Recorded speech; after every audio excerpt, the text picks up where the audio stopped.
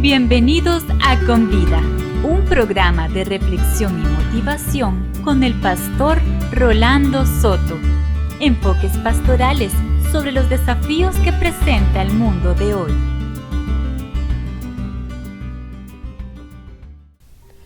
A todos nosotros nos suceden cosas buenas y cosas malas, solamente que nadie las siente de la manera en que uno las siente. Y no siempre las cosas que nos suceden, especialmente las difíciles, tienen alguna explicación comprensible o asimilable. Lo que sí es cierto es que la pregunta más frecuente, especialmente frente a la calamidad, es esta: ¿por qué a mí? ¿Por qué a mí me tocó vivir así? ¿Por qué a mí me salió un marido como ese? ¿Por qué a mí no me dan las oportunidades buenas que a otros sí? ¿Por qué a mí me sobrevino este mal? ¿Por qué a mí no me favorece la suerte? ¿Por qué a mí Dios no me responde? ¿Por qué a mí me cuesta tanto perdonar?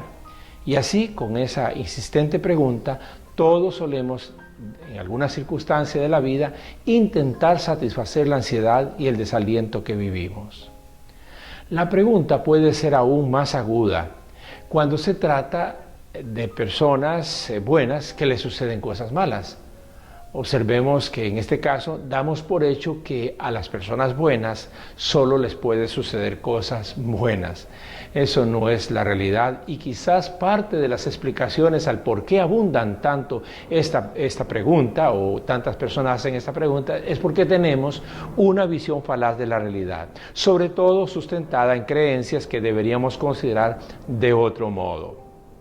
Dentro de las raíces que sostienen nuestra necesidad de preguntar ¿por qué a mí?, están algunas concepciones que tenemos de la vida, como por ejemplo el vivir pensando que conmigo es todo o nada.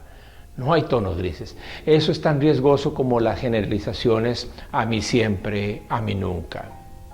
La mayoría de nosotros tiene la tendencia a buscar la manera de confirmar nuestras ideas propias en lugar de cuestionarlas. Entonces caemos en una especie de idealización de cómo pensamos. Pero debemos comprender que nuestros sufrimientos, malestares y dificultades suelen ser proporcionales al progreso espiritual que Dios quiere que alcancemos. No hay crecimiento espiritual sin sufrimiento. Desde allí debemos abordar nuestro tema. Vamos entonces a nuestro primer blog o segmento.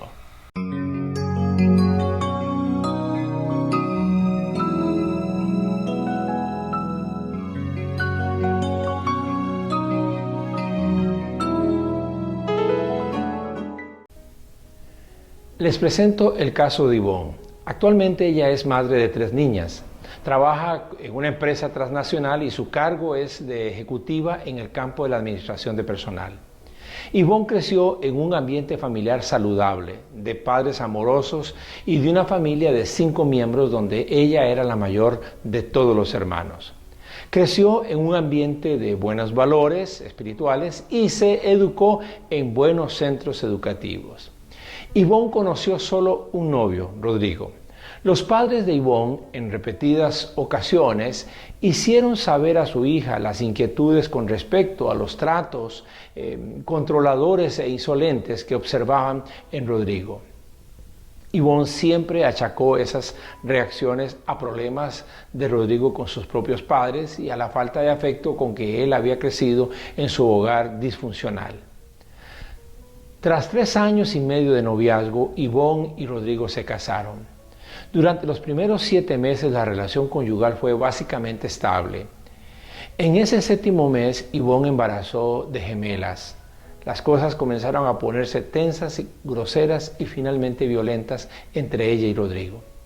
Con la llegada de su tercera hija, muy poco tiempo después, Rodrigo llevó una incipiente adicción al licor a un grado mayor de consumo. No fue sino hasta el 4º año de casados cuando Ivonne fue agredida con golpes furiosos y lesivos de parte de Rodrigo.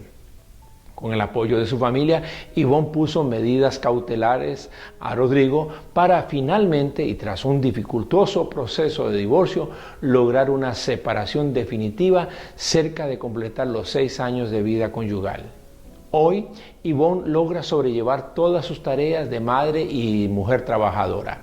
Aunque su ojo izquierdo lo perdió aquella trágica noche en que Rodrigo descargó su furia con una botella en el rostro de Yvonne, la dulce Yvonne es hoy una mujer que lidia con grandes amarguras y con la pregunta ¿por qué a mí?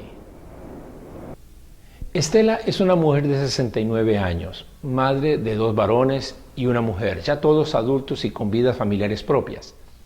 Estela enviudó apenas rondando los 43 años de vida. Su marido murió en un trágico accidente de aserradero.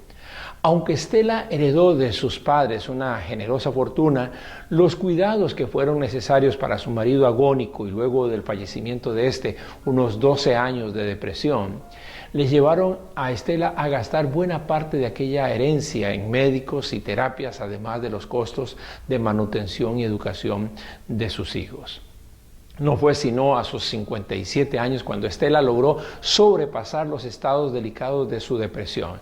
Su segundo hijo varón había asumido la responsabilidad de su cuidado y al casarse quedó viviendo con ella. En los últimos meses, el hijo reclama derechos sobre la casa, alegando que él prácticamente es el responsable de haber evitado las acciones de embargo que pesaron sobre deudas pendientes a los bancos por la casa misma. Estela se pregunta hasta el día de hoy, ¿por qué a mí? ¿Por qué a mí? La gran ilusión de Jason era ser piloto de avión.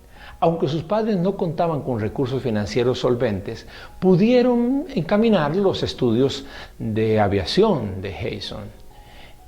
Tras acumular un poco más de 2/3 de las horas vuelo requeridas para la primera licencia, Jason tuvo un encuentro personal con Dios. Rondaba los 23 años. Su necesidad de Dios surgió relacionada con un desamor sufrido en aquellos tiempos, lo que le llevó a la necesidad de ayuda espiritual. Su amigo Norberto, un joven cristiano activo en una iglesia de la ciudad, fue quien lo encaminó a aquella feliz decisión por Cristo. El impacto del amor de Dios y el sentido de la urgencia que la fe trajo a la vida de Jason lo llevaron a dejar sus estudios de aviación para entrar a hacer estudios que lo prepararan como misionero. Una ilusión por servir a la causa de Dios en comunidades indígenas le motivó aún más a dedicarse al estudio teológico y misionero. Invirtió en ello 3 años y medio. Antes de presentar su tesis de grado, Jason creyó conveniente hacer una pasantía de unos 6 meses en una comunidad indígena internada en las montañas de un vecino país. Disfrutaba de lo que hacía hasta que contrajo un extraño mal que le provino tras la picadura de una araña. Algunos de sus músculos superiores sufrieron distrofias. Poco a poco Jason fue experimentando dificultades para movilizarse y atenderse a sí mismo. Hoy, él vive en la casa de sus padres entre una silla de ruedas y su cama. Los médicos indicaron que la situación es irreversible y que probablemente agudice al acercarse a sus 60 años. La pregunta usual de Jason cada día es, ¿por qué a mí? ¿Por qué a mí? Samantha fue una niña linda y querendona. Era esa clase de chicas que sueñan con un príncipe azul. De hecho, ella misma cuenta con cierta vanidad una cadena de 5 novios que tuvo antes de sus 21 años. Fue entonces cuando se enamoró perdidamente de Angelos, un joven italiano que llegó al país asociado a la embajada de su nación, y 4 años mayor que Samantha. Tras 1 año y medio de un romance atrevido, Samantha quedó embarazada. Pese a la petición del italiano, Samantha se negó a abortar a su hijo y aunque Angelos la acompañó en todo su proceso de embarazo, 4 meses después de nacida la criatura, Angelos dejó súbitamente el país. Arilia es la hijita de Samantha y ya cuenta con 7 años de edad. Lleva los apellidos de su madre, los ojos verdes oscuros de su padre y la enfermedad de Batten, heredada del padre de Angelos, así se llama esa enfermedad. El sistema nervioso de Arilia la lleva a convulsionar y tiene serios problemas de visión. Su comportamiento sufre de cambios inesperados y manifiesta torpeza para caminar. Los médicos pronostican que las convulsiones futuras serán mayores y que comenzarán a aparecer incapacidades mentales y motrices, además de una pérdida progresiva de la vista en la niña. Estiman que la niña podría morir antes de sus 25 años de vida, tal como sucedió con su abuelo que falleció a los 23 años. Esta mañana Arilia preguntó a su mamá lo que tantas veces ha preguntado: ¿por qué a mí, mami? ¿Por qué a mí? Elina es brasileña. A sus 19 años fue premiada para estudiar en una universidad estadounidense de gran prestigio durante la temporada académica de un año, pudiendo culminar su carrera de tecnóloga en su país de origen. Elina era una muchacha amiguera, aunque no dada a las fiestas, sino más bien concentrada en sus estudios. El orgullo de su madre y su abuela. Elina nunca conoció a su padre, pero el cariño de sus ancestras que le habían dado había sido algo suficiente para sentirse bien amada y criada.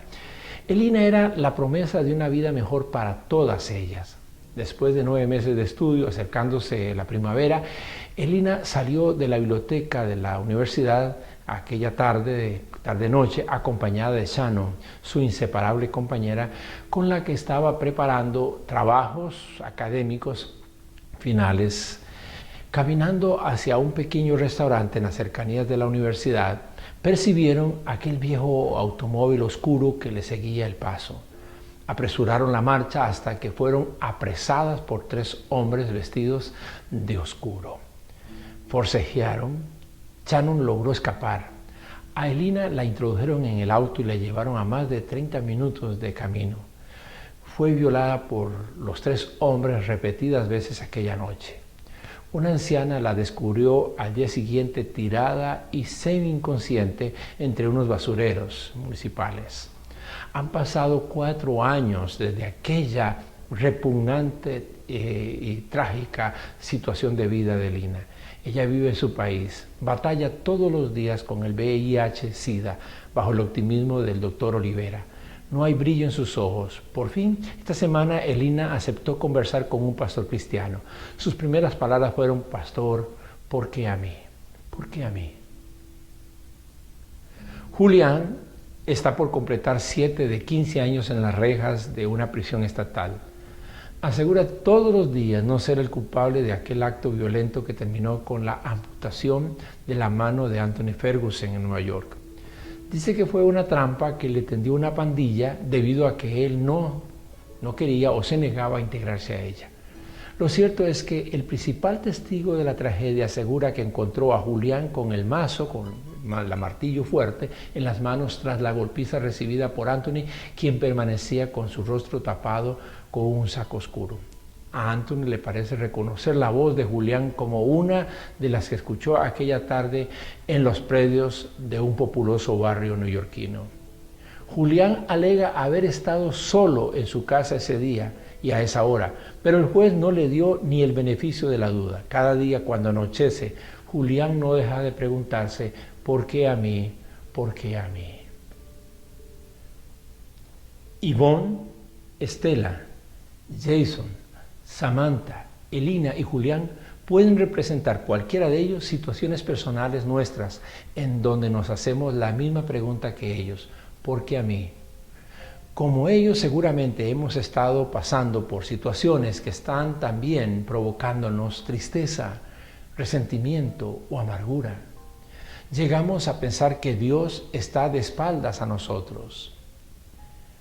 Quiero invitarles entonces a que reflexionemos sobre esta pregunta a la luz de la palabra.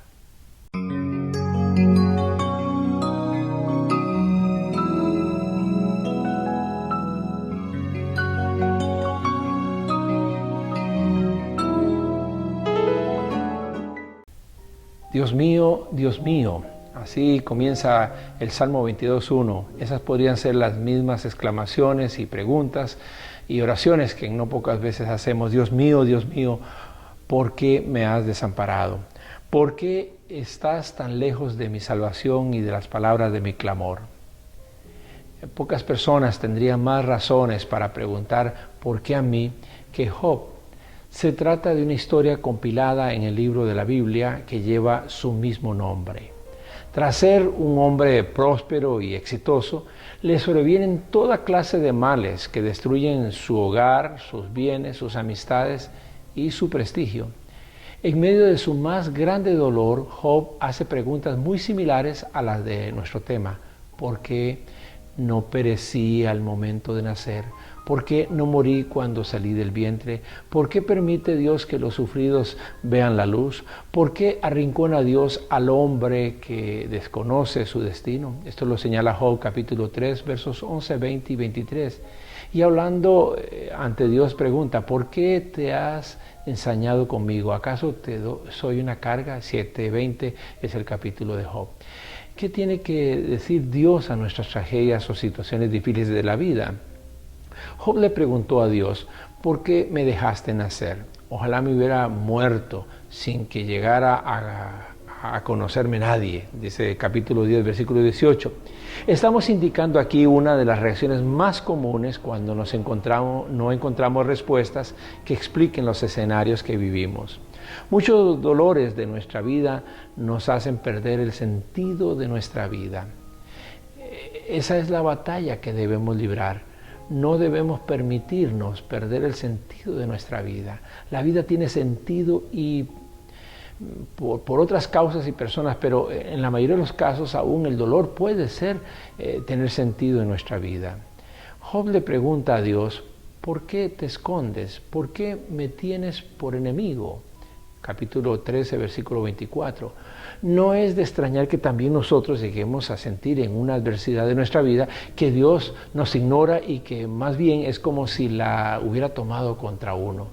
Cuando las situaciones desbordan nuestras capacidades, solemos increpar a otros por lo que nos sucede. Tiene que ver con esa idea de que Dios siempre tiene que hacer lo bueno con nosotros y nunca permitir lo malo. Cuando Job estaba siendo despreciado por su esposa, le pregunta a ella, si de Dios podemos recibir lo bueno, ¿no sabremos también recibir lo malo? Capítulo 2, versículo 10 de Job. Job le pregunta a Dios también, ¿por qué me persigues tanto? ¿Por qué? Si soy como una hoja que se lleva el viento. Capítulo 13, versículo 25. Es tan usual que en situaciones críticas de nuestra vida uno tienda a enfocar sus complejos, en este caso el complejo de persecución o el de sentirse mártir o víctima de otros. Tiene que ver con una tendencia muy común en los seres humanos que se conoce como autocomiseración. Nadie sufre como uno sufre, como yo sufro. Nadie entiende lo que yo estoy viviendo. Si realmente les importara a los demás, deberían ocuparse de mí. La reacción de Job es la de sentirse que es como una hoja seca, lo cual apunta a su complejo de insignificancia. Por otro lado, Job le pregunta a Dios, tú que a todos nos vigilas, ¿por qué solo a mí me castigas? Capítulo 7, verso 19. Solemos asociar el mal al castigo. Es un sentido de culpa que llevamos dentro y que cuando se presenta una dificultad la asociamos al castigo. La adversidad suele ser algo que nosotros creemos que es una reacción de Dios a nuestros errores y a veces a pecados que ni uno mismo sabe específicamente cuál de ellos es el que justifica el castigo. Job llega a urgir tener un encuentro personal con Dios y asegura en Job capítulo 23 versículo 5, según la traducción del lenguaje actual, entonces Él me explicaría por qué me ha tratado así. Porque las adversidades y los obstáculos hacen que uno llegue a tener necesidad de recibir explicaciones. A ninguno de nosotros nos agrada que nos sucedan cosas adversas que no tengan una razonable explicación. En 21 ocasiones en el libro de Job, la pregunta comienza con un ¿por qué? La pregunta apunta a la necesidad de encontrar explicaciones, aunque hay situaciones cuya explicación jamás llegará en esta vida. Lo cierto de todo esto es que nosotros no sabemos medir los hechos reales de todo lo que nos sucede en la vida. De alguna manera tendemos siempre a creer que mereceríamos algo mejor o que quisiéramos estar en el lugar favorable de otros. Amigos y amigas, a personas buenas también les suceden cosas malas. Nadie está exento de dificultades. Lo que sí podemos hacer es aferrarnos a la palabra expresada en Romanos 8:28, cuando el apóstol Pablo decía: ahora bien sabemos que Dios dispone todas las cosas para el bien de quienes lo aman, los que han sido llamados de acuerdo con su propósito. Vamos ahora a nuestro segmento final.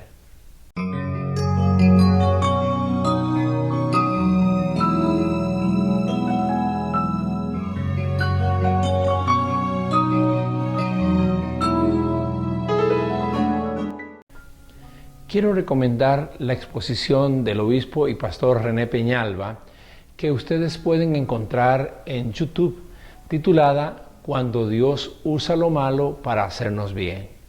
Les recomiendo que lo busquen. Justamente el pastor Peñalba aborda este texto de Romanos 8:28. Al hacerlo, el obispo Peñalba comparte 3 premisas centrales que deben ayudarnos o pueden ayudarnos a sobrellevar esas situaciones de nuestra vida en donde nos preguntamos ¿por qué? En su primera premisa, el pastor Peñalba indica que Dios establece un decreto incuestionable, hace que todo nos ayude a bien. Aunque no las entendamos, aunque se nos haga difícil aceptarlas, aunque las consideremos inadmisibles, las situaciones adversas de nuestra vida, puestas en las manos de Dios, terminan haciéndonos algún bien. Es que Romanos 8:28 es una especie de decreto de Dios. Durante 41 capítulos del libro de Job, este hombre no lograba satisfacer con alguna respuesta a su dolorosa situación. Pero el último capítulo de Job nos permite observarlo lleno de bendición. La segunda premisa es: Dios mueve voluntades de gente que no nos tiene en sus planes y hace que nos llamen para cumplimiento divino.